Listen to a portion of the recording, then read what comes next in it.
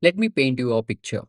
It's Monday morning. You pull up a dashboard, coffee in hand, and there it is, a $4,999 refund went out at 2:37 in the morning to a customer who never even asked for a refund. They just asked about their delivery date. And you check the logs. Nothing crashed. Every function ran exactly the way it was built to run, and the money was still gone.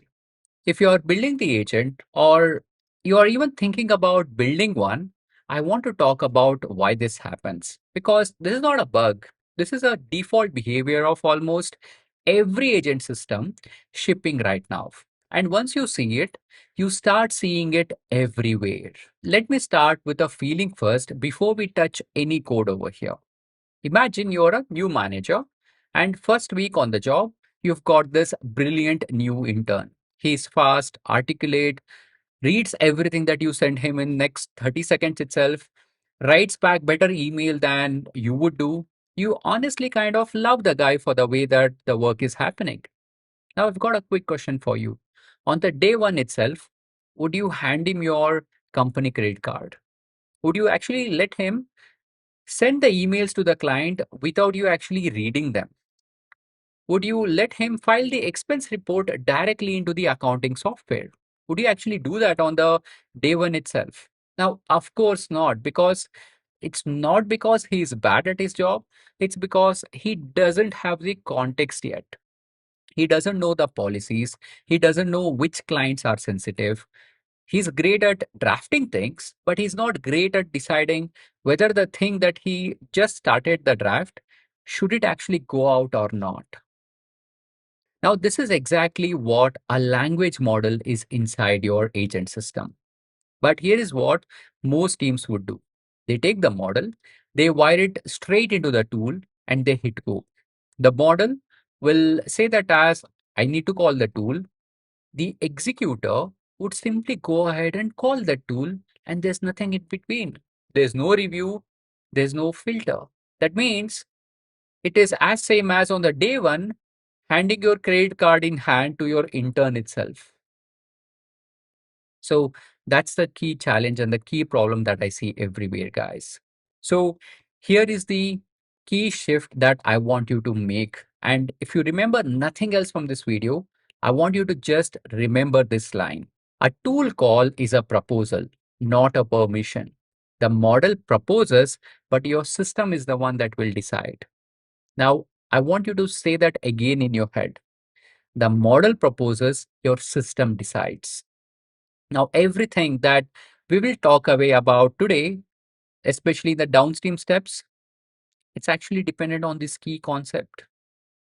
Now, let me show you as what it looks like in practice. Now, I want you to picture a support agent. It will have, let's say, three tools where one is to look up an order, the other one is to send an email, and the third one is to issue a refund.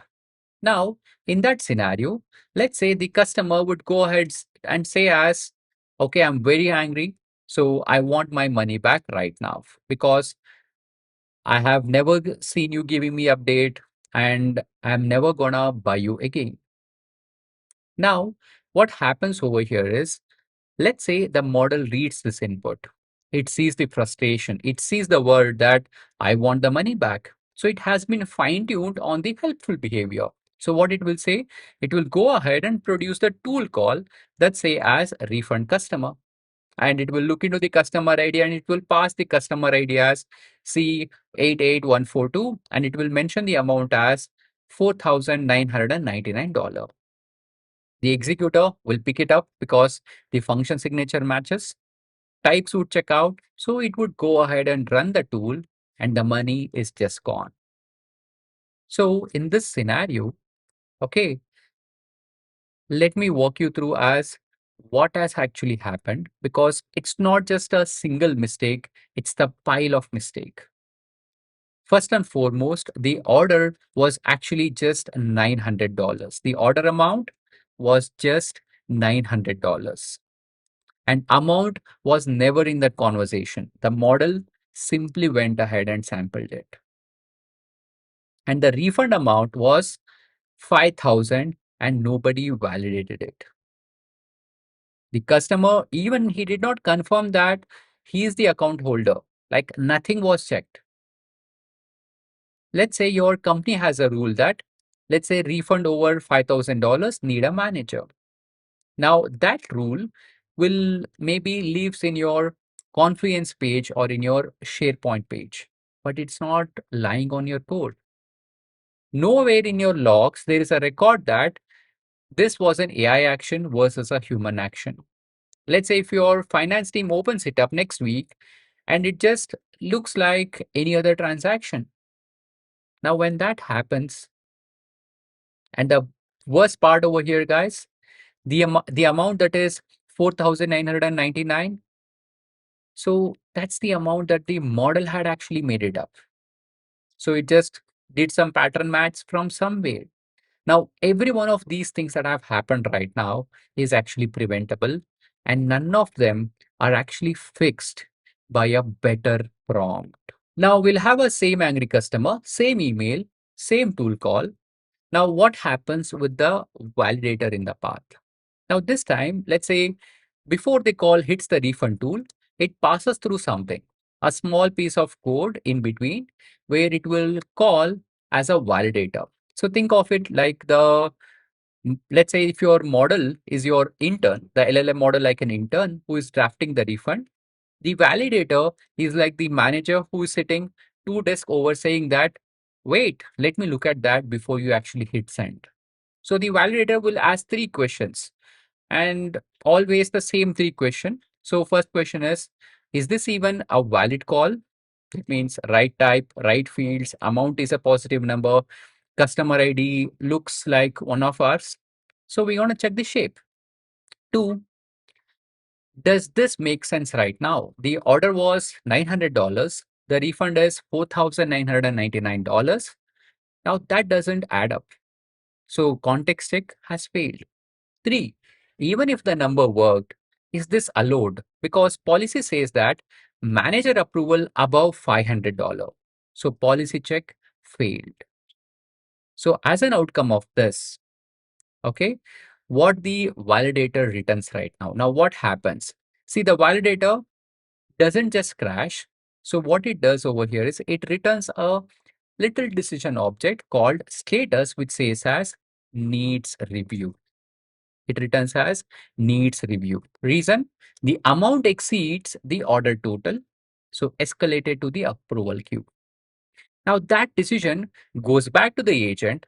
The model would learn in the next turn, and it actually ensures that the refund didn't happen, and it also understands that why it didn't happen.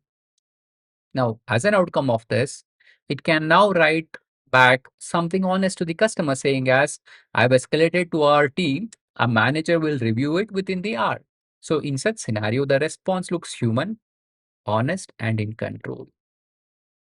Meanwhile, on your ops dashboard, a card would show up as someone would go ahead. That means the manager would go ahead and either click approve or reject. Or maybe they would go ahead and adjust the amount, or they would go ahead and ask the customer to validate as well. So that means in this scenario, nothing would move without an actual person, and nothing gets hallucinated into the production.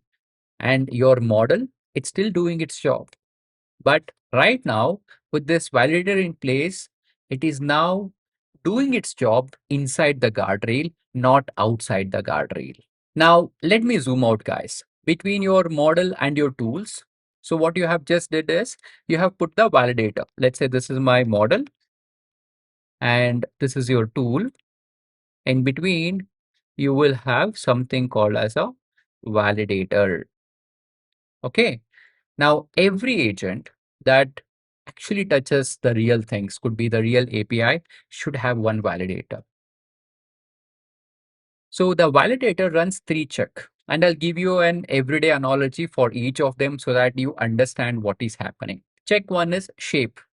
So this is like when you try to order a coffee, let's say the barista will make sure that whatever that you have ordered, it is something on menu, like large latte, oat milk. Okay, if that's a preference, that's valid. Let's say if someone comes ahead and say that I want purple unicorn foam, which is not on the menu, you will get rejected at the counter. Okay. If you're in your system, the shape means the type, the field, ranges, is the amount is actually a number, is the customer ID is in the right format. So it's something that you can easily validate it, and you can do it with very fast using the typed schemas as well. And the second check is the context. So this is like your barista checking as whether they actually have the oat milk in stock today.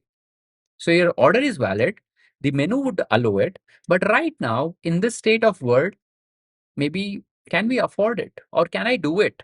So in your system, context is like, does this order exist? Is the refund amount is within the order total or is it same as my order total?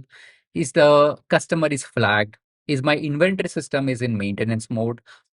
The model has no idea about any of this, but your validator does.